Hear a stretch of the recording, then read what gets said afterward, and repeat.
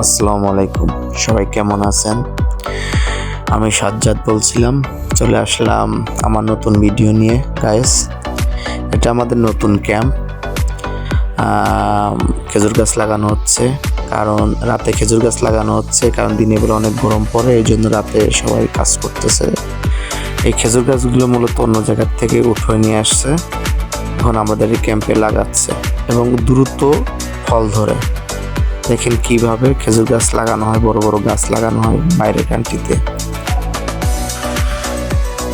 এই যে ফোরক্লিপ, এটা দিয়ে হলো প্রথমত গর্ত করে এই যে পানি দিচ্ছে, পানি দিয়ে প্রথম পানি গর্ত করে পানি দিয়ে পাস পরে গাছ লাগায়, এই গাছ ভিতর দিয়ে মাটি চাপা দিয়ে দেবে। পরে এক ধরনের পাইপ আছে, এটা অটোমেটিক পানি আসে গোড়ায় গোড়ায়, প্রত্যেক বিকেলবেলা রাত্রে পানি দেবে। ঠিক আছে, এখানে সার দেওয়ার কোনো প্রয়োজন নাই, কোনো কিছু দেওয়ার প্রয়োজন নেই। সৌদি মাটিতে